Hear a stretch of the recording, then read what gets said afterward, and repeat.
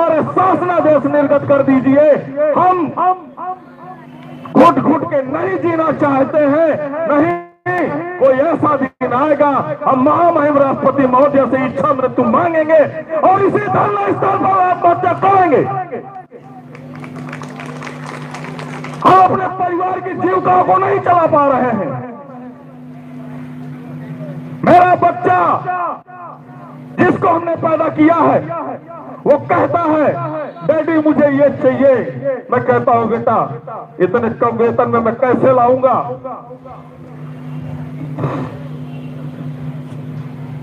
कैसे लाऊंगा मैं 25,000 रुपया पाता हूं, कहां से पैदा करके दूंगा तुमको। मैं कहां से वो हक दिलाऊंगा अपने बच्चों को।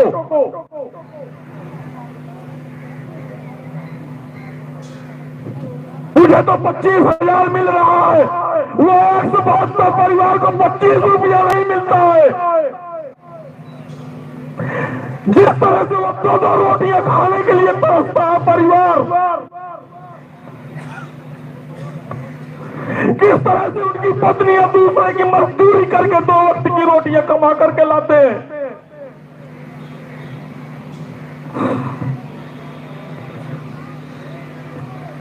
पूछो उस कर्मचारी के परिवार का दर्द, जिसकी घर की लाठी टूट गई हो 2 वक्त की रोटी नहीं कमा पा रहा है। मैं 12 दिन से यहां संघर्ष कर रहा हूं, माननीय मुख्यमंत्री महोदय सुनता ही नहीं है।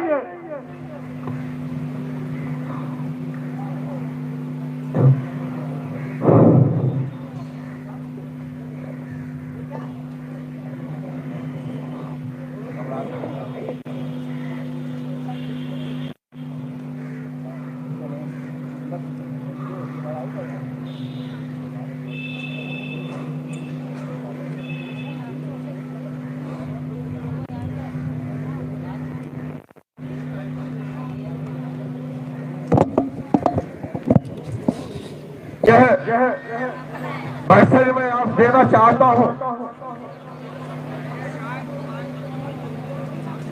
अपने इस स्मारक समिति से संबंधित सभी अधिकारियों को। याचना करता हूं, निवेदन करता हूं कि इस तरह की घोर कार्यवाहियां न करें जिससे कि कर्मचारियों को मानसिक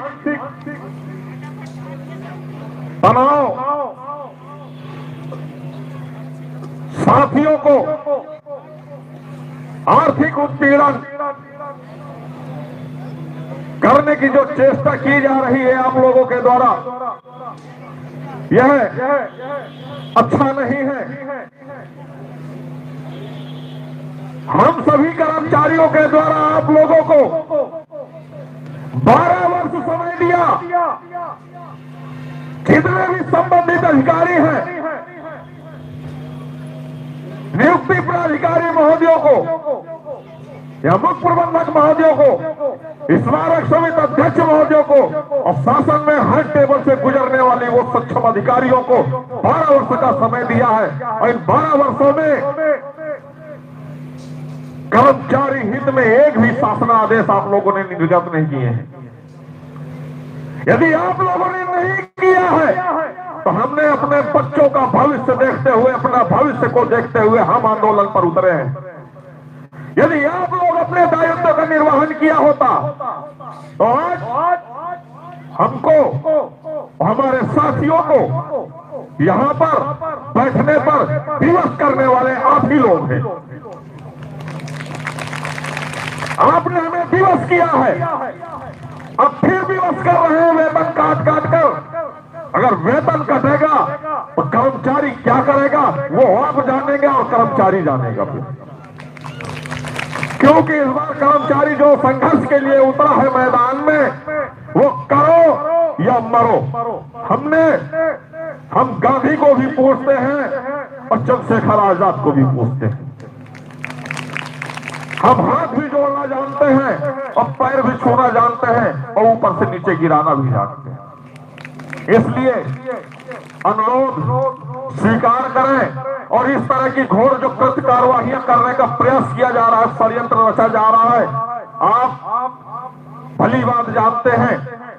यह कृत्य करना बंद कर दीजिए और कर्मचारियों का जो हक है, जो ईमानदारी से आपने वेतन से 10% की कटौती की है, वो बाइज्जत ससम्मान हमारे खातों में हमारा पैसा जमा करवा दिया जाए। क्योंकि हम इतनी आसानी से, चाहे वो सहायक प्रबंधक अभिनव सिंह क्यों हो, चाहे पूर्व प्रबंधक प्रशासन रहे हो या वर्तमान में जो प्रबंधक प्रशासन अभी आए हैं, उनको ज्यादा स्मारक समिति के बारे में जानकारी नहीं है, लेकिन पूरी बागडोर इस समय अभिनव सिंह जी संभाल रहे हैं। यह अधिकतर कार्यवाही जो इनके द्वारा की जा रही है, यह भूल जाए। आज तक 8 वर्ष लगभग आप प्रबंधक प्रशासन की कुर्सी पे रहे और 8 वर्षों में भी आपने एक शासनादेश नहीं लेकर के आए हैं। सिर्फ मलाई चाटने के लिए आप प्रबंधक प्रशासन की कुर्सी पर बैठे रहे। आपके बाद भी और आपसे पूर्व भी ज्योतिकांत दीक्षित जी प्रबंधक प्रशासन रहे, वो भी मलाई काटे और निकल गए। श्री योगेंद्र कुमार जी प्रबंधक रहे, वो प्रबंधक प्रशासन के पद पे रहे, उन्होंने भी मलाई का चाटी, अपना मकान का निर्माण कराया, वो भी निकल लिए। मान सिंह जी आए, वो भी मलाई चाटे, वो भी निकल गए। कर्मचारी हित में आप लोगों ने किया ही क्या है? आज तक आपने कर्मचारी हित में एक भी अगर शासनादेश निर्गत किए तो मैं आपकी जिंदगी भर गुलामी करूंगा। आपने अपने पति दायित्वों का निर्वहन किया ही नहीं। अगर किया होता तो इन 12 वर्षों में, साल में अगर एक भी हमारी मांग पूरी किए होते तो 12 वर्षों में हमारी मांग, हमारी सारी मांगे पूरी हो जाती।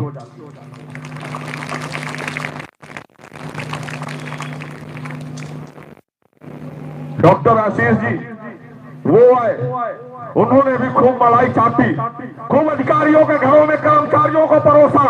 कभी भी नियुक्ति प्राधिकारी महोदय जी के 40 कर्मचारी लगाए जाते हैं, मुख्य प्रबंधक महोदय जी के यहाँ 30 कर्मचारी लगाए जाते हैं। जो मुख्य प्रबंधक की पोस्ट से चले भी जाते हैं तो वो कर्मचारी आज भी उन अधिकारियों के घरों में काम करने के लिए विवश हो रहा है। क्यों? क्योंकि उनकी प्रेजेंटी उस अधिकारी के द्वारा सत्यापित करने पर ही उनकी वेतन को निर्गत किया जाता है। यह कौन सा न्याय है? आप एक तो नियम विरुद्ध, स्मारक समिति के बाइलाज के विरुद्ध, कानूनन विरुद्ध आप उनसे कार्य ले रहे हैं, उनके घरों के झाड़ू पोछा बर्तन करवा रहे हैं, उसके बाद उनका वेतन भी रोक देते हैं। यह कौन सा न्याय है आपका?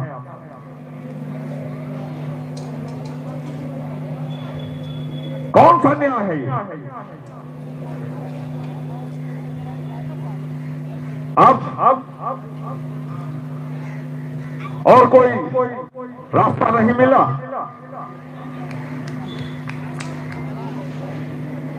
अभियंता अभी सैंड कॉर्वर मिस्त्री, स्टोन कार्वर कौन मिस्त्री पद पर कर्मचारी कार्यरत हैं। 35-40 लोगों की लिस्ट वो बना दी।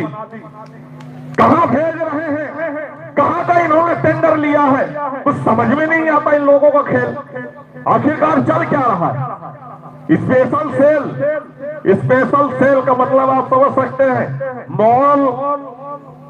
मॉल के अंदर भी जो है, जो चीजें समय पर रिजेक्ट होने लगती हैं, कुछ ही समय बचती है उनकी वैलिडिटी, तो वहां पर एक स्पेशल सेल का बोर्ड लगा दिया जाता है, उसी तरीके से एक लखनऊ विकास प्राधिकरण के अंदर भी एक स्पेशल सेल अनुभाग डाल दिया गया है, जहां पर स्मारक समिति के कर्मचारियों को बेचने का काम किया जाता है।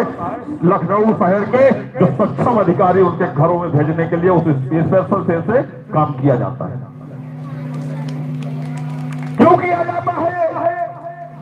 उस स्पेशल सेल के पीछे का राज आप नहीं जान पाओगे। क्या राज है? सारा गोलमोल उस स्पेशल सेल से चलता है।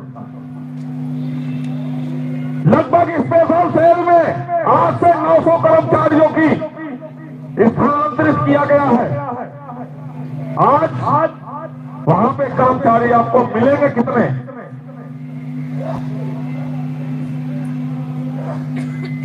400 कर्मचारी जनेश्वर मिश्र में बेच दिया, जिसका टेंडर होता है लखनऊ विकास प्राधिकरण का, कर्मचारियों को रखने का, सफाई व्यवस्था हेतु उस पैसे को डकारते हैं और उसके बाद स्मारक समिति के कर्मचारियों से काम लिया जाता है और स्मारक समिति के खाते से उसका वेतन वितरित किया जाता है।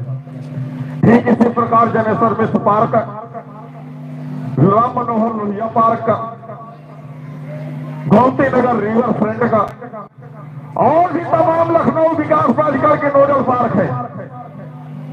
अरे उन नोडल पार्कों से, जनेश्वर मिश्र पार्क से, गोमती नगर रिवर फ्रंट से और जनेश्वर मिश्र से होने वाला जो आर्थिक स्रोत है, उस आर्थिक स्रोत को स्मारक समिति के स्रोत में जमा करवाएं, तो जिससे उसका स्मारक समिति का भला हो। हमको कहीं भी भेज दीजिए, 400 नहीं और 400 लगा दीजिए आप, हमें कोई बुराई नहीं है।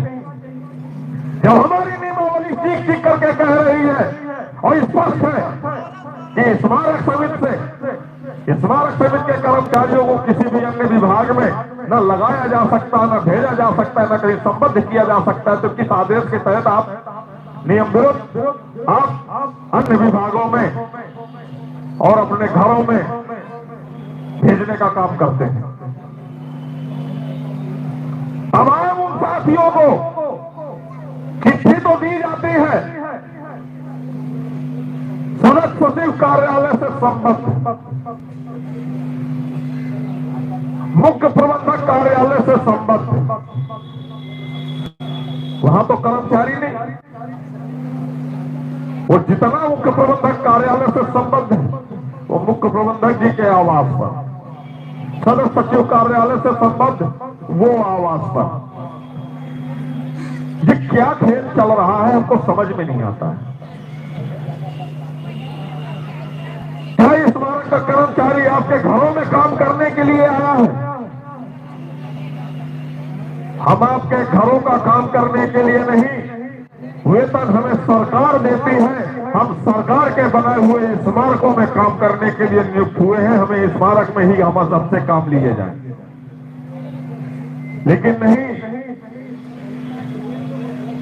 आज आपके द्वारा, शासन में बैठे हुए उच्च अधिकारियों के द्वारा, माननीय मुख्यमंत्री महोदय जी के द्वारा हम स्मारक समिति को इन 12 वर्षों से कोई भी सत्ता रही हो, चाहे वो समाजवादी पार्टी की सत्ता रही हो या भाजपा की रही हो, वर्तमान में भी है, इससे पूर्व भी हम लोगों ने संघर्ष किया, हम लोगों को कुछ नहीं मिला। 7 वर्षों से माननीय मुख्यमंत्री महोदय जी बैठे हुए हैं, योगी जी बुलडोजर बाबा के नाम से जाने जाते हैं। आप कहते हैं सबका साथ सबका विकास, कहां गया हम लोगों का स्मारक समिति का विकास? क्या यही विकास है? स्मारक समिति के कर्मचारियों को ग्रेड पे 1300 मिलना चाहिए, यही विकास है? हम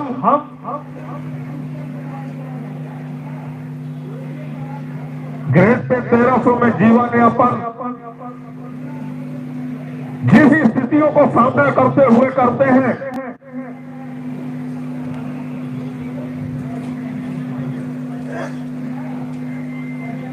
बाजार जाता है आदमी, 10 बार सोचना पड़ता है कि हमें क्या लेना है और क्या न लेना। 10 दुकानों में भाव पूछते हैं, तब जाकर के एक दुकान में हम सामान लेते हैं कि शायद कहीं 2 रुपया सस्ती मिल जाए। किस तरीके से जीवन यापन करते हैं। हम अपने बच्चों की शिक्षा अच्छी नहीं दिलवा पा रहे हैं, खान पान नहीं करा पा रहे हैं।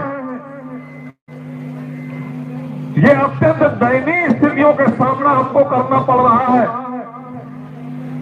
हमारी आर्थिक स्थितियां, मानसिक स्थितियां हमारे साथियों को अंदर ही अंदर तोड़ती जा रही है।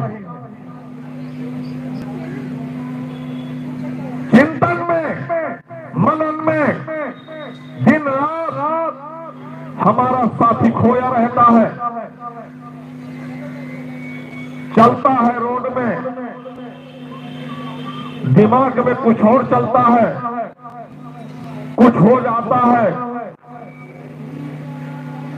तो हमारे ही साथी शोक सभा कर लेते हैं, ग्रुप में ओम शांति ओम लिख देते हैं।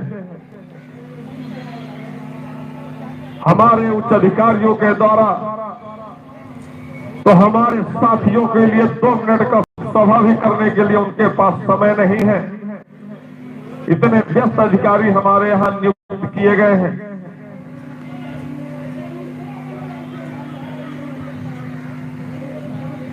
जो साथी घर में बैठकर ग्रुप में ओम शांति ओम लिखने का काम करते हैं, मैं उन साथियों के लिए कहना चाह रहा हूं कि आज हम 52 दिनों से यहां पर बैठे हैं।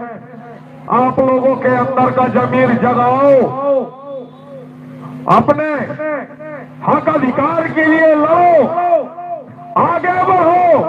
जो नहीं देता है उससे छीनने का प्रयास करो। आओ इस मंच में, आओ इस मैदान में, अपने घरों से निकलिए आप।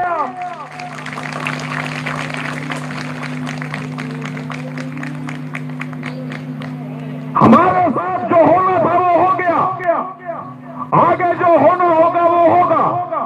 लेकिन आप इस मैदान में उतरो, आ जाओ, ले जाओ अपने बच्चों की खुशियां यहां से लड़ लो। आर पार की एक बार संघर्ष कर लो, एक बार की लड़ाई कर लो। जिंदगी भर के दर्द से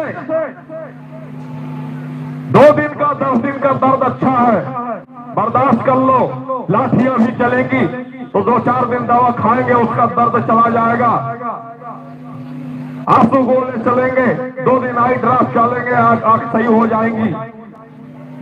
लेकिन जिस दर्द को लेकर के चल रहे हो वो दिन प्रतिदिन आपको उस नमक की डेरी की तरह पानी में डालने के बाद आप घुल रहे हैं अंदर अंदर। आपके अंदर जरा सा भी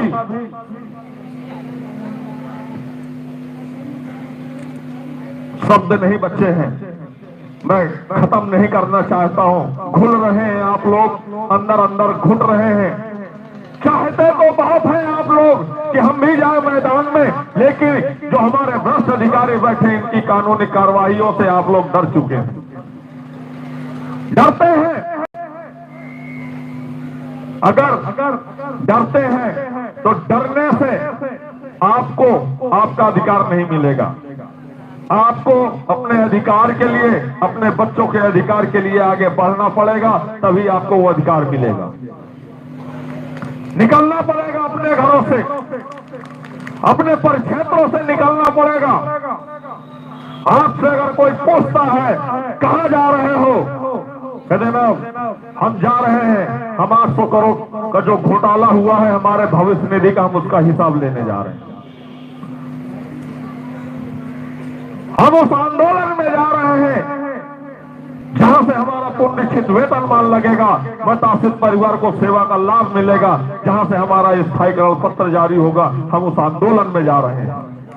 अगर आपके अंदर क्षमता है तो आप हमारे ये आदेश दे दीजिए, हम नहीं जाएंगे, जारी कर दीजिए। लेकिन नहीं, अगर आप अपने अधिकार के लिए बोल पड़ेंगे तो ये अधिकारी हमको नेता बना देंगे। घोषित कर देंगे कि तुम नेतागिरी करते हो। अरे साहब, कहां चला गया वो आपका ईमानदार, आपके अंदर का जमीर?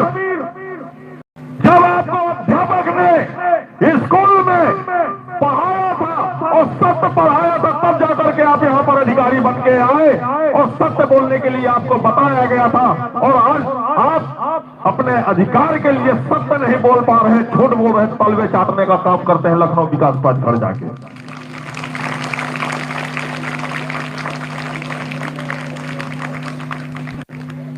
यदि अध्यापक सच नहीं पढ़ाए होते या सच नहीं बताए होते तो ये हमारे यहाँ जो बैठे हुए अधिकारी हैं या शासन में बैठे हुए अधिकारी हैं, ये अधिकारी नहीं बनते, कहीं मजदूरी कर रहे होते।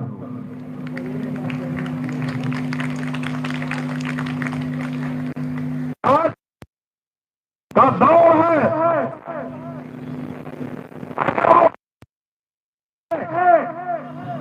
और हम कहते हैं कि साहब ये गलत है, तो आप नेता बन गए। अगर आप यह कह दें कि साहब आप जो कह रहे हैं बिल्कुल सही है, तो समझ लीजिए आपसे अच्छा कोई हितैषी नहीं है उनकी नजरों में। सिर्फ अधिकारी चाहते हैं कि कर्मचारी हमारी चाटुकारिता करे, हम आए ऑफिस हमारे पैर छुए। अरे साहब, आप पैर छूने वाला काम तो करिए, आपके कर्मचारी पैर भी छुएंगे। लेकिन आप लायक ही नहीं है, उस लायक ही नहीं है। अरे हम कैसे मान ले उस अधिकारी को जिसकी कलम में पावर न हो 1 रुपए बढ़ाने की? एक बार कोई चीज कट जाती है तो उसको लागू करने के लिए पावर न हो आपकी कलम में, तो हम कैसे मान ले कि आप हमारे व्यवस्थापक हैं, आप हमारे अधिकारी हैं, आप हमारे सुपरवाइजर हैं? आपको कैसे मान ले कि आप हमारे अधिकारी हैं? अरे अधिकारी तो उसको कहा जाता है जिसका कर्मचारी खुशहाल की जिंदगी जी रहा हो, उसे किसी तरह का दर्द न हो, किसी तरह की पीड़ा न हो, उसके परिक्षेत्र के रहने वाले समस्त कर्मचारी खुशहाल हो, वो अधिकारी होता है। किसी तरह के उसके पास प्रताड़ना न हो, वो उसको अधिकारी कहलाया जाता है, जिसके अंडर में वो कर्मचारी काम करते हैं।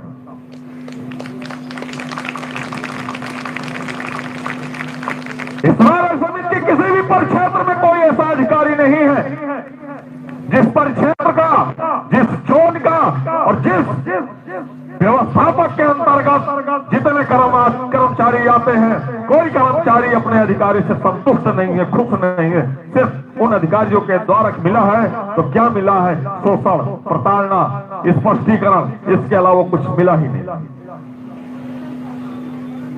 तो हम कैसे मान लें कि आप कर्मचारियों के हितैषी हैं? आप हितैषी हो ही नहीं सकते हैं। यदि आप हितैषी होते तो हमारे साथ इन 52 दिनों में मैदान में हमारे साथ लड़ रहे होते। जो आपके अधिकार के लिए जो 800 करोड़ का गमन हुआ है, हम आपके लिए भी यहाँ पर लड़ रहे हैं, तो आपको भी इसी मैदान में आना चाहिए था। लेकिन नहीं, वो नहीं आएंगे, ना उनके पास। वो अंतर मन में ये जरूर मना रहे होंगे कि शायद इनकी मांग मान ली जाएगी तो हमारा एमपीएस का पैसा हमारे खातों में जरूर आ जाएगा। अगर इन कर्मचारियों का 7-8 लाख रुपया आता है तो हमारा 15-16 लाख तो आ ही जाएगा, खुश हो जाएंगे कि हमारा पैसा सुरक्षित है, आ गया। हमारा ही साथी आपसे कहेगा आपके बस की नहीं बनाओ। हमने आपको भीख में दे दिया, क्यों?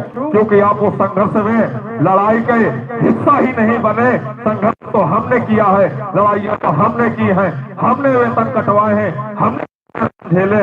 आपने तो क्या किया? सिर्फ कर्मचारियों को किया है, फिर आपको भीख में दे ले जाओ।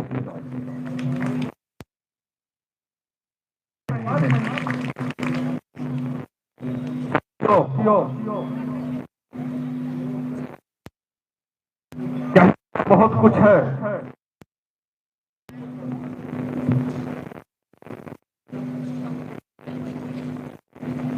विभाग के मेरी अंतरात्मा झकझोर जाती है कि मैं करूं तो क्या करूं, मजबूर हूं। कहीं ना कहीं मजबूर हो जाता हूं, अपने परिवार को देखते हुए मजबूर हो जाता हूं कि छोटे बच्चे हैं,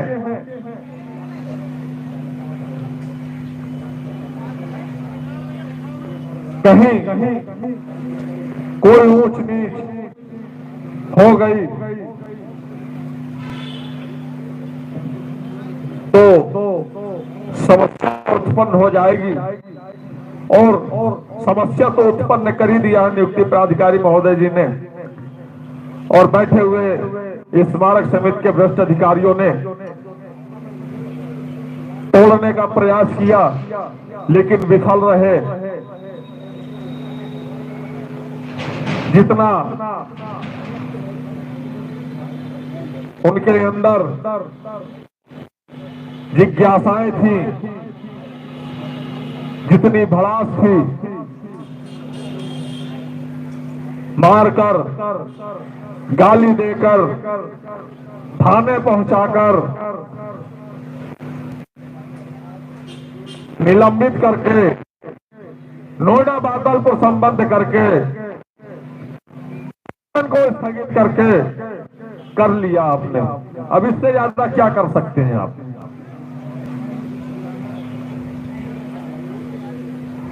लेकिन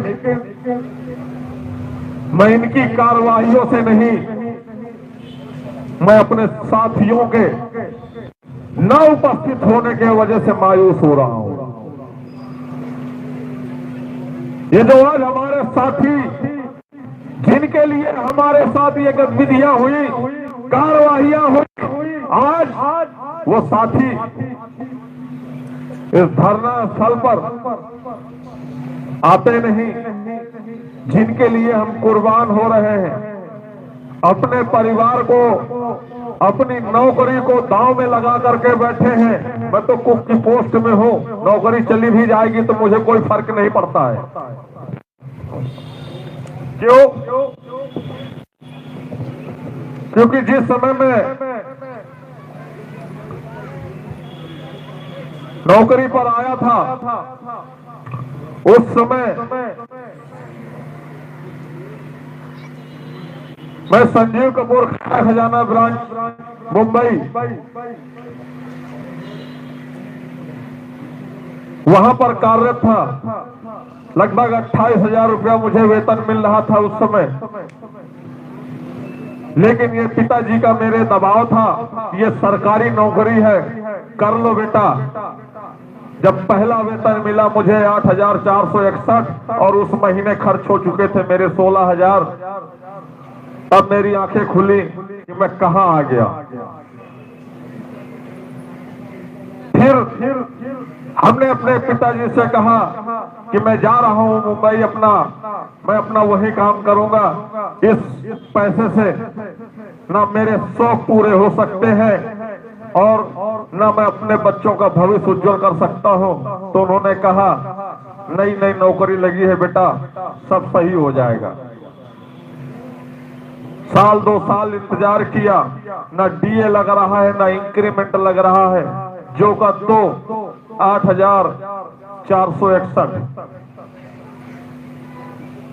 बहुत बुरी परिस्थितियां खड़ी होने लगी।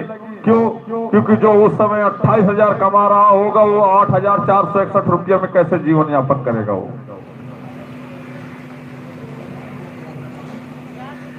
समय रहते हुए हम लोग जगह संघर्ष किया, लाठियां खाई, आंसू गोले खाए, 10-90 चौराहा जाम किया। वो समाजवादी पार्टी की सरकार, माननीय मुख्यमंत्री श्री अखिलेश यादव जी हुआ करते थे उस समय। लाठियां चली तो डीए इंक्रीमेंट लगा, आंसू गोले खाए तो डीए इंक्रीमेंट लगा। इस डीए इंक्रीमेंट की बदौलत आज हम कुछ सक्षम तक अपने परिवार की जीविकाओं को उपयोग में ला पा रहे हैं। लेकिन 13 वर्ष होने जा रहे हैं, जो मैं छोड़ करके आया था अभी मैं वहां नहीं पहुंचा हूं। 13 वर्ष कोर्स जो छोड़ चुका हूं अभी मैं वहां नहीं पहुंचा हूं। सोचिए कि हम कहां कितने पीछे हैं। जो हमें मिलना चाहिए था 2011 में ग्रेड पे 1800, 1200, 20,200 मिलना चाहिए था। आज भी हमको ग्रेड पे 1300 मिल रहा है। प्रत्येक कर्मचारी 10 से 15 साल पीछे चल रहा है। इसकी आकलन नहीं कर सकते हैं हमारे समस्त कर्मचारी कि आपके बच्चों का भविष्य कितना पीछे जा रहा है। ये पैसा अगर आपको अच्छा मिल रहा होता 2016 में ही आपको 7th कमीशन का भी लाभ मिल जाता तो आज आपके चेहरे की रौनक, आपका पहनावा ओढ़ावा और आपके अच्छे बच्चों की परवरिश और आपका रहन सहन, जो साइकिल से आ रहे हैं वो मोटरसाइकिल से आते, जो मोटरसाइकिल से आ रहे थे वो कार से आ रहे होते। सुचारू पूर्वक उनका जीवन यापन चल रहा होता। जो हमारे 172 कर्मचारी खत्म हुए हैं, शायद मुझे नहीं लगता है कि 172 नहीं, मात्र 12 कर्मचारी खत्म हुए होते। ये हमारे अधिकारों को छीनने का प्रयास किया जा रहा है। ये हमारे अधिकारी हमको खत्म करना चाहते हैं। हमारी पीढ़ियों का, हमारे बच्चों का भविष्य खत्म करना चाहते हैं। इसलिए कि कहीं इनका बच्चा कभी कोई अधिकारी बन के आ गया, IAS बन के आ गया, DCS बन के आ गया, DM बन के आ गया, SDM बन के आ गया, जज बन के आ गया, तो हो सकता है कि जो भ्रष्टाचार हम लोग कर रहे हैं कहीं ऐसा ना हो जज बन के आ जाए तो हमको कटघरे में खड़ा करके हमको जेल ना भेज दिया जाए।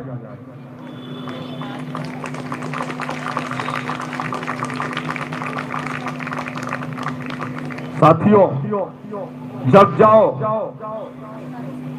जगाने का प्रयास कर रहा हूं।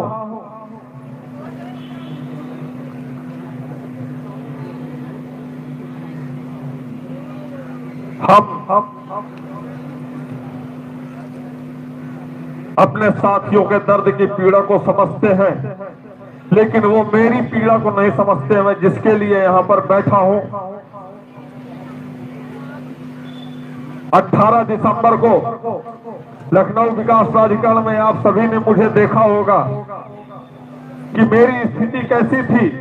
आज इन 52 दिनों में मैं किस तरह का हो गया हूं, ये आप लोग मेरी पीड़ा को नहीं समझ सकते हैं।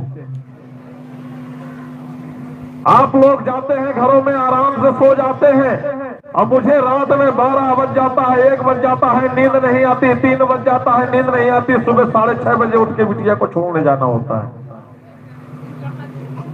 मैं आप लोगों के लिए संघर्ष करने के लिए मैदान में आया हूं, आप लोगों के आपके अधिकार दिलाने के लिए आया हूं।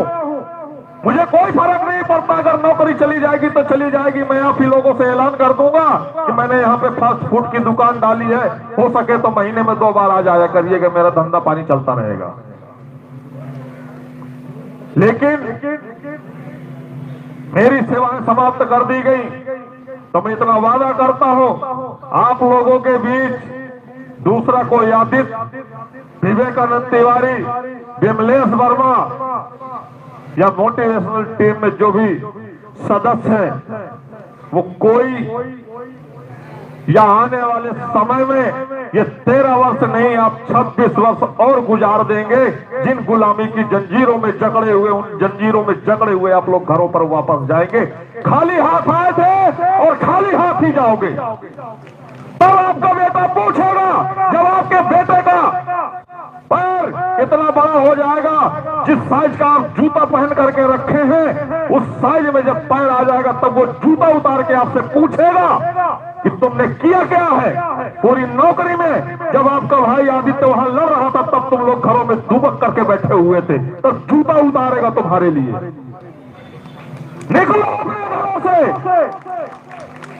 और दो जंजीरों को, अपने अधिकारियों के डर को निकालो, निकलो अपने घरों से, निकलो और छीन लो अपने अधिकारों को जो आपके बच्चों के प्रयास करते हैं।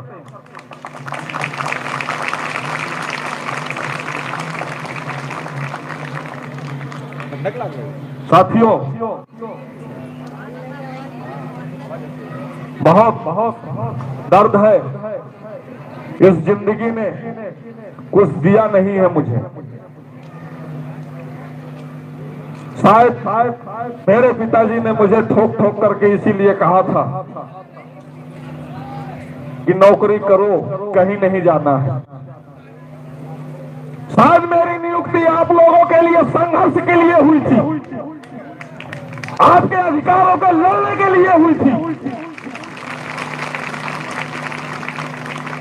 इस तरह से लड़ने के लिए, आपके संघर्ष को, आपके हक को दिलाने के लिए इन 13 वर्षों में कोई मैदान में नहीं आया होगा। अगर आज आया है तो कौशल किशोर आदित्य, विमलेश वर्मा, विवेकानंद तिवारी आए हैं। आज आपके लिए मैदान में आए हैं तो आप लोग अपनी ड्यूटी ही छोड़ करके नहीं आ पा रहे हैं। धन्य हो गए हम। ऐसे साथियों के लिए मैं कोटि कोटि प्रणाम करता हूं जो हमारे संघर्ष का हिस्सा नहीं बनते हैं। दर्द बहुत है। और शासन में बैठे हुए हर उच्च अधिकारी से है जिन्होंने हम स्मारक समित परिवार में हमारे दर्द को, हमारी पीड़ा को, हमारे जरूरतमंद शासनादेशों पर विचार नहीं करते हैं, हमारी मांगों को सुनते नहीं, हमारे शासनादेश नहीं निर्गत करते हैं। मुझे हर शासन में बैठे उच्च अधिकारी से पीड़ा है।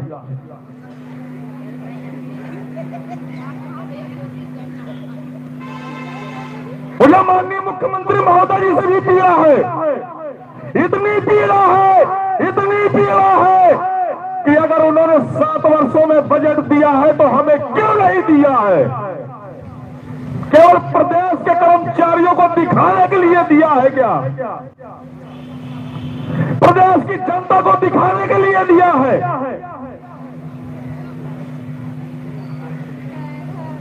हमने स्मारक समिति के कर्मचारियों को पैसा दे दिया है, हमारा वोट बैंक बढ़ जाएगा।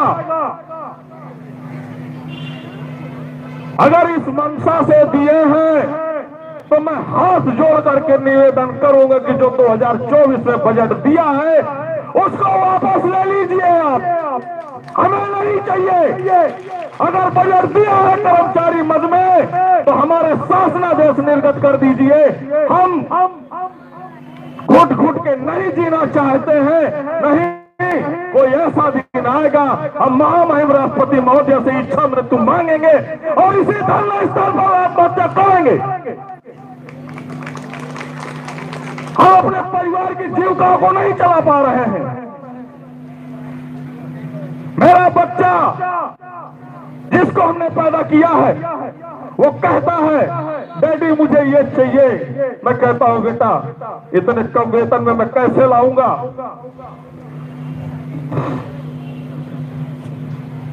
कैसे लाऊंगा मैं 25,000 रुपया पाता हूं, कहां से पैदा करके दूंगा तुमको? मैं कहां से वो हक दिलाऊंगा अपने बच्चों को?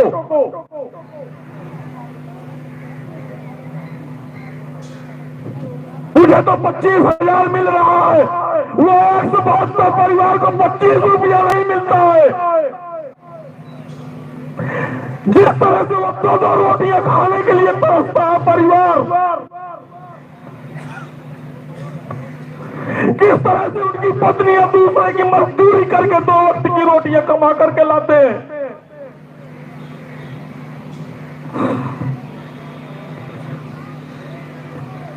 पूछो उस कर्मचारी के परिवार का दर्द, जिसकी घर की लाठी टूट गई हो तो वक्त की रोटी नहीं कमा पा रहा है। मैं 12 दिन से यहां संघर्ष कर रहा हूं, माननीय मुख्यमंत्री महोदय सुनता ही नहीं है।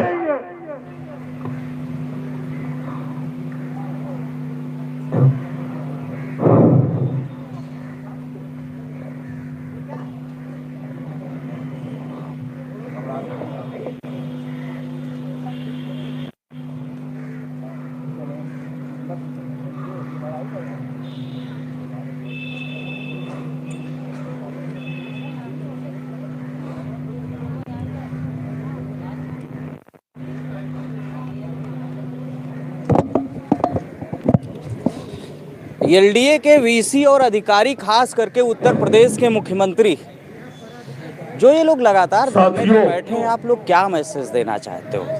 कर्मचारी कितना दुखी, और जब ये कर्मचारी लेकिन आप लोग कर्मचारी हो, एक भाई आपको बुला रहा है, तो अब ये समझने वाली बात है कि मुझे वो 4500 कर्मचारियों की संख्या बल दिखा दो, मैं कल माननीय मुख्यमंत्री महोदय जी के दरबार पे जाऊंगा। क्या योगी सरकार जो इतना बड़ा भ्रष्टाचार अधिकारी जो कह रहे हैं, उस पर काम नहीं कर सकती? क्या योगी सरकार के अधिकारियों पर योगी का कोई कंट्रोल नहीं है?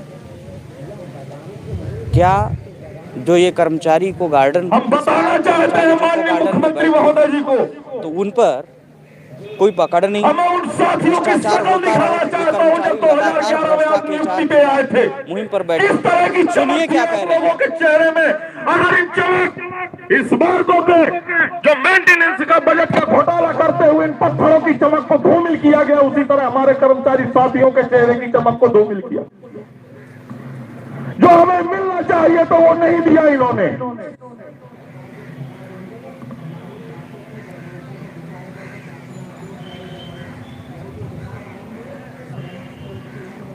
हम लड़ेंगे, आप लोगों के लिए अंतिम सांस तक लड़ेंगे। शायद मेरी नियुक्ति आप लोगों के लिए ही हुई है, आप लोगों के हक अधिकार को दिलाने के लिए हुई है। मैं अपनी जान को कुर्बान करूंगा आप लोगों के लिए, कोई दिक्कत नहीं। आप समर्थन पे बने रहे, जितने आते हैं उतने बने रहे। संख्या बढ़ेगी तो भी जंग चलेगी, और नहीं बढ़ेगी तो भी जंग चलेगी।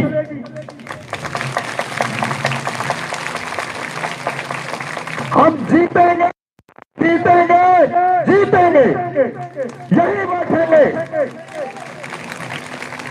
और कान योजना के तहत माननीय मुख्यमंत्री महोदय जी के आवास पर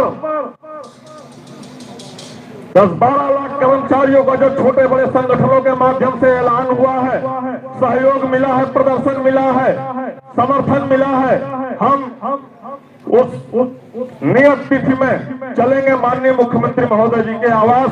हम उनको दिखाएंगे अपने दर्द और पीड़ा को, किस तरीके से हमारे कर्मचारी साथियों के साथ दर्द है, हमारे उन साथियों के परिवार में किस तरह का दर्द है जिन साथियों के हमारे 172 कर्मचारी हमारे खत्म हुए हैं। हम उस पीड़ा को भी बताएंगे जो हमारे भविष्य निधि खाते से 800 करोड़ का गमन किया है। उन संबंधित अधिकारियों के घरों में बुलडोजर चलने चाहिए जिन्होंने हमारे बच्चों के भविष्य के साथ खिलवाड़ किया है।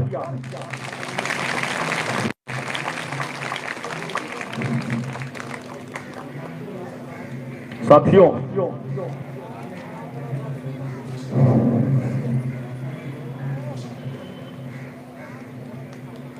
आज तक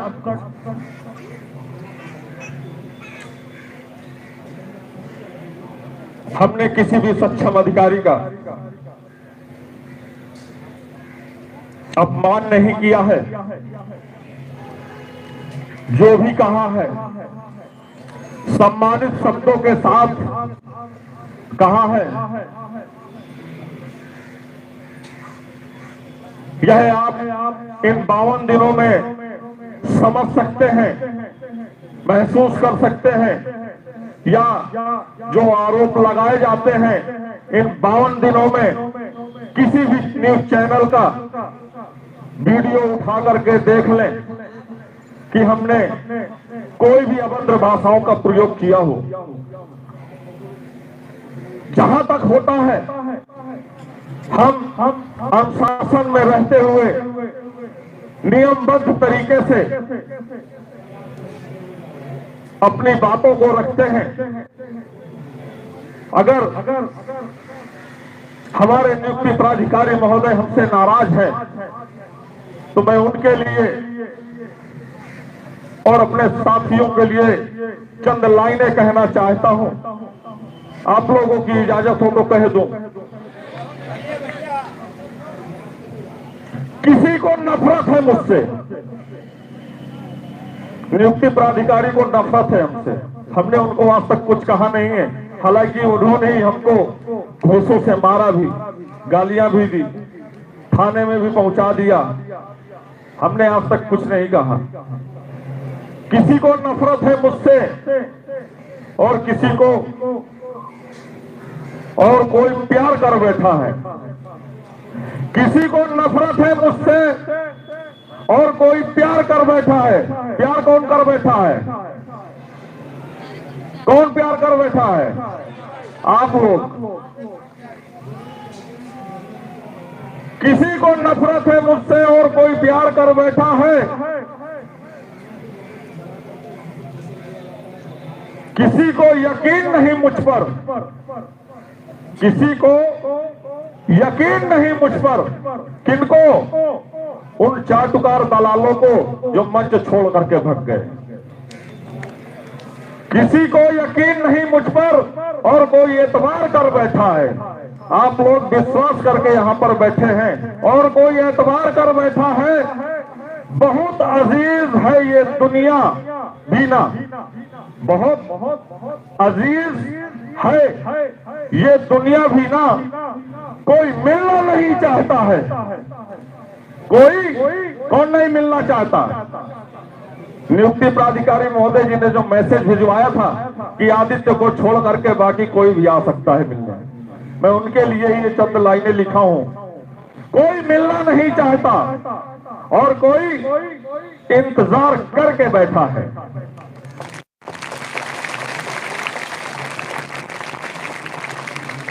किसी को नफरत है,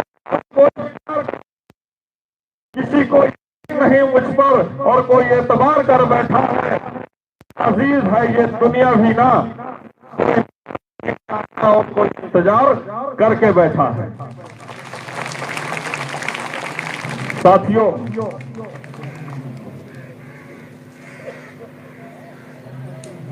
जाने अनजाने में अगर मुझसे कोई त्रुटि हुई हो, हम नियुक्त प्राधिकारी महोदय जी से क्षमा चाहते हैं अगर मेरी कोई ऐसी बात बुरी लगी हो। लेकिन मुझे इतना पूर्ण विश्वास है कि हमने अपनी तरफ से ऐसी कोई गलतियां नहीं की। अगर गलती की है तो हमने सच्चाई के लिए आवाज उठाई है, अपने कर्मचारी साथियों के लिए आवाज उठाई है कि हमारा ये अधिकार हमको मिलना चाहिए। अगर ये गलती है तो मैं बार बार ये गलती करना चाहता हूं और आप साथियों के लिए जिंदगी भर ये गलती करता रहूंगा।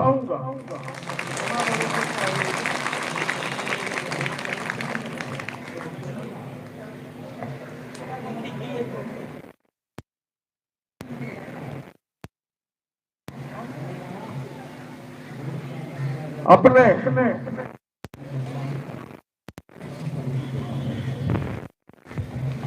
साथियों के लिए भी कुछ कहेंगे जो नहीं आते हैं और जो हमारे अधिकारी हैं उनके लिए भी चंद लाइनें कहेंगे।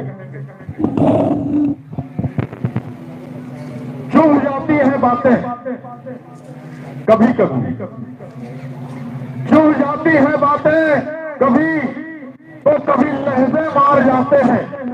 लहजे मतलब आप समझ रहे हैं कि हम 52 दिनों से यहाँ पर संघर्ष कर रहे हैं और हम आप लोगों से प्रतिदिन निवेदन करते हैं, याचना करते हैं कि साथियों जागो, निकलो, अपने हक को, अधिकार के लिए लड़ो, लड़ो, संघर्ष करो। ना मिले तो जो जिसे छीन रखा है उससे छीन लो, हम छीन लो। जो हमारे हक को लेकर के बैठे हैं, अपने तिजोरियों में भरकर बैठे हैं, 800 करोड़ के गबन को, धनराशि को बैठे हैं, उनसे छीन लो। उनके लिए मैं कह रहा हूं, चुभ जाती है बातें कभी, तो कभी लहजे मार जाते हैं। यह संघर्ष है साथियों, यह संघर्ष है। यहां हम अधिकारियों से ज्यादा अपने कर्मचारियों से हार जाते हैं। हम अपने अधिकारियों से तो जीत जाते हैं लेकिन अपने कर्मचारी साथियों से हार जाते हैं। आज मेरा साथी 4200 की संख्या में धरने स्थल पर बैठा होता है, के साथ देता हूं, ये 52 दिन नहीं 12 दिन में काम हो जाता हमारा।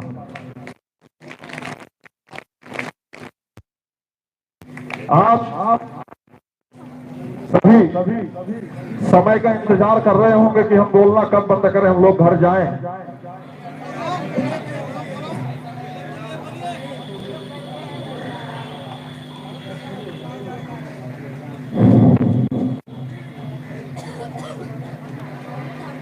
आज 52 दिन हो गए हमारे,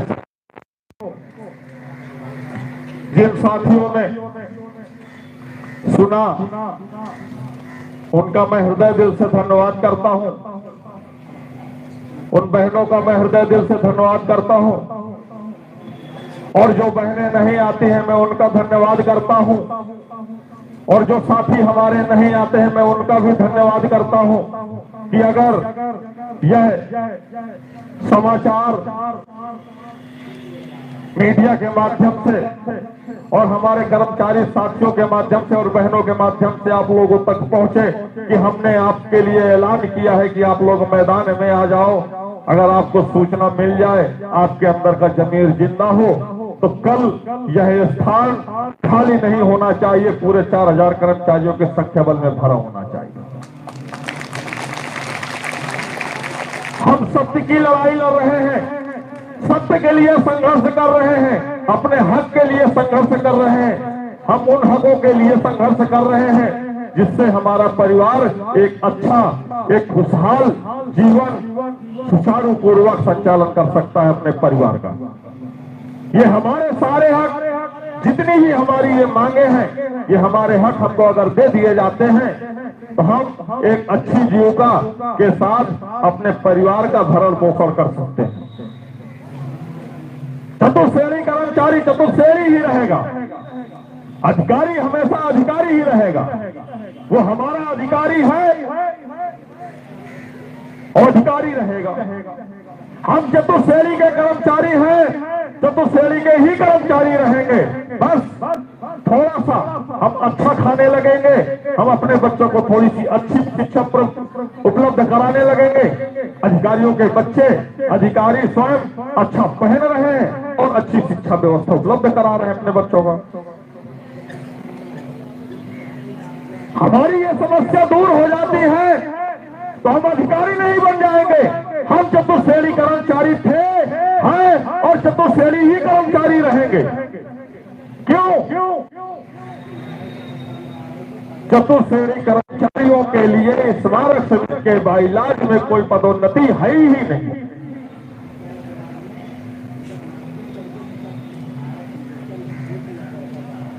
हम जिस पद पर नियुक्त हुए हैं हम उसी पद पर सेवा समाप्त होगी।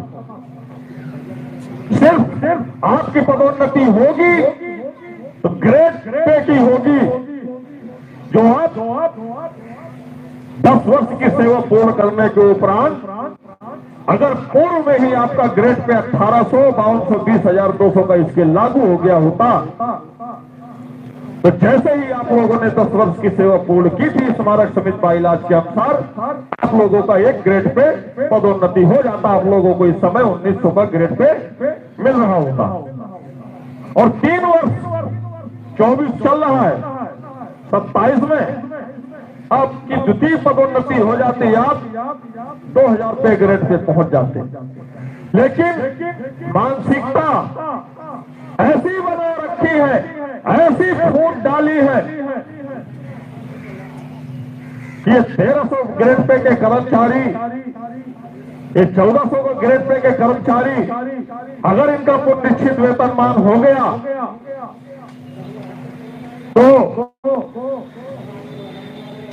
ये ग्रेड पे 1800, 5200 पाने लगेंगे तो सुपरवाइजर और चतुर्श्रेणी कर्मचारी के बीच में अंतर क्या रह जाएगा।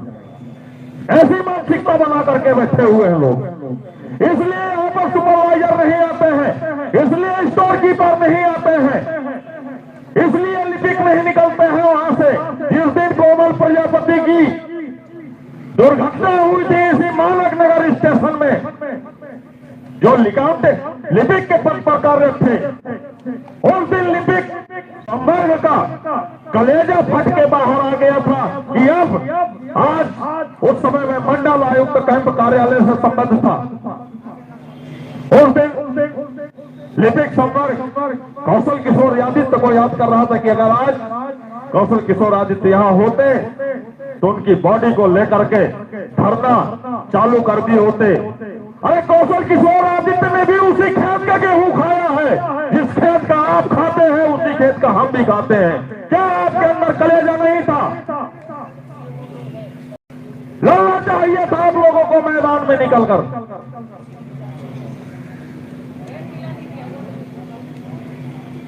अगर उस दिन कोमल प्रजापति के साथ घटना हुई तो केवल क्या वही इंसान थे और हमारे चतुश्रेणी के कर्मचारी साथी खत्म हुए, उनके लिए आपका कलेजा नहीं फटा? क्यों? क्योंकि वह आपके बराबरी कर रही था। आप हम में अंतर खोजते हैं, गैर बराबरी का दरवाजा खोजते हैं कि ये वाकई में हमसे नीचे है, हम ऊपर है, हम लिपिक हैं, ये चतुश्रेणी कर्मचारी हैं। इस मानसिकता के कारण हमको आपको अलग नजरिए से देखा जाता है। अगर ऐसी नजरिया है तो ये आप नजरिया बना करके बैठे हैं, नजरिया बना करके बैठे रहे। लेकिन जो 2018 में बोर्ड मीटिंग में निर्णय हुआ था, ग्रेड पे 1300-1400 को स्थान पर ग्रेड पे 1800, और जो ग्रेड पे 1800 पे थे उनका 1900, और जो 1900 ग्रेड पे थे उनका 2000 ग्रेड पे करने का बोर्ड मीटिंग में निर्णय हुआ था। अगर इस संघर्ष से शासना आदेश 2000 बोर्ड 18 का निर्णय के अनुसार अगर शासनादेश निर्गत होता है तो आपको भी वो लाभ मिलेगा जो हमें लाभ मिलने वाला है। आपकी भी ग्रेड पे संशोधन होगा, ग्रेड पे 1800 वाले 1900 में जाएंगे, 1900 वाले 2000 में जाएंगे। लेकिन वोट डालो, राज करो। वो लोग अपने आप को अगर उच्च श्रेणी में समझते हैं तो उच्च श्रेणी समझकर आप लोग संघर्ष करो और उसे 2018 के बोर्ड निर्णय के अनुसार शासनादेश निर्गत करा लो।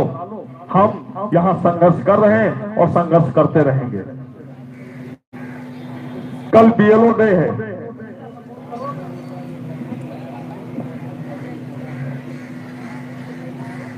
साथियों,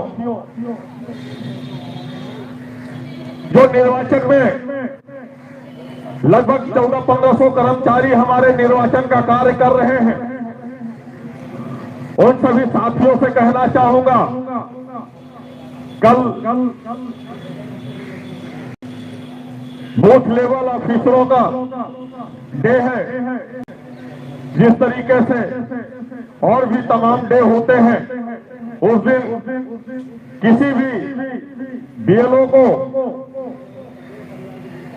और सुपरवाइजरों को नहीं रोका जाएगा। इसलिए आज सभी चल रहे इको गार्डन धरना स्थल पर ससमय उपस्थित हो, जिससे हम लोगों का संख्या बल आगे बढ़े और जो रणनीति हम लोगों ने तय की है उस रणनीति की रूपरेखा तेजी लाई जाए। क्यों? क्योंकि वो समय और वो तारीख जल्दी आ रही है जब हम माननीय मुख्यमंत्री महोदय जी के आवास पर पहुंचकर एक ज्ञापन मान पत्र देना है वजन तरीके से। क्यों? क्योंकि अगर ये संख्या बल वजन होता तो शायद माननीय मुख्यमंत्री महोदय अब तक सुन लिए होते। इसलिए हमने अन्य छोटे बड़े संगठनों का, महासंघों का समर्थन लिया है, उनका समर्थन प्राप्त हुआ है और उनके समर्थन के प्राप्त होने के उपरांत उनके संगठनों के अंतर्गत आने वाले वो चतुश्रेणी कर्मचारियों के संख्या बल के साथ हम उस बल के साथ माननीय मुख्यमंत्री महोदय जी के आवास को ज्ञापन सौंपने के लिए उस नियत तिथि में 10 से 12 लाख 13 लाख कर्मचारियों के संख्या बल में जाएंगे, अवश्य जाएंगे। हम होंगे कामयाब, हम होंगे कामयाब। आवाज दो, आवाज दो, कर्मचारी एकता।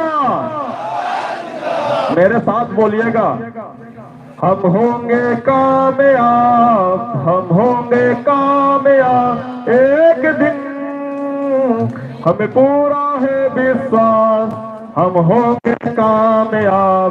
एक दिन हम होंगे कामयाब, हम होंगे कामयाब। हमें पूरा है विश्वास हम होंगे कामयाब एक दिन।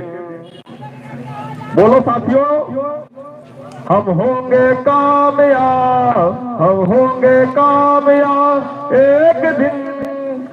हमें पूरा है विश्वास हम होंगे कामयाब, हम होंगे कामयाब एक दिन। आवाज दो, आवाज दो, कर्मचारी एकता, कर्मचारी एकता, आवाज दो। अभी तो ये लड़ाई है, अभी तो ये लड़ाई है। भ्रष्ट अधिकारियों होश में आओ, भ्रष्ट अधिकारियों होश में आओ। तानाशाही नहीं चलेगी, तानाशाही नहीं चलेगी। 800 करोड़ की जांच हो, 800 करोड़ की जांच हो। कर्मचारियों की कार्यवाही वापस लो, कर्मचारियों की कार्यवाही वापस लो। हमारी मांगे पूरी हो, हमारी मांगे पूरी हो। कर्मचारी एकता, कर्मचारी एकता। संघर्ष हमारा नारा है, संघर्ष हमारा जारी है, संघर्ष हमारा जारी है। जोर जुर्म की टक्कर से, जोर जुर्म की टक्कर से कर्मचारी एकता जिंदाबाद, कर्मचारी एकता जिंदाबाद। हमारी मांगे पूरी हो, हमारी मांगे पूरी हो। 8 करोड़ की जांच हो, जांच हो, जांच हो। 8 करोड़ की जांच हो, जांच हो, जांच हो। भ्रष्ट अधिकारियों होश में आओ, होश में आओ, होश में आओ। भ्रष्ट अधिकारियों होश में आओ, होश में आओ, होश में आओ। अरे खुद थोड़ा होश में आओ, होश में आओ। अरे खुद थोड़ा होश में आओ, होश में आओ। भारत माता की जय, भारत माता की जय। कर्मचारी एकता जिंदाबाद, जिंदाबाद। कर्मचारी एकता जिंदाबाद, जिंदाबाद। तानाशाही नहीं चलेगी, नहीं चलेगी, नहीं चलेगी। गुंडागर्दी नहीं चलेगी, नहीं चलेगी, नहीं चलेगी। भ्रष्ट अधिकारियों होश में आओ, होश में आओ, होश में आओ। भ्रष्ट अधिकारियों होश में आओ, होश में आओ, होश में आओ। कर्मचारी एकता जिंदाबाद, जिंदाबाद। कर्मचारी एकता जिंदाबाद, जिंदाबाद। अभी तो ये लड़ाई है, आगे और लड़ाई है। अभी तो ये लड़ाई है,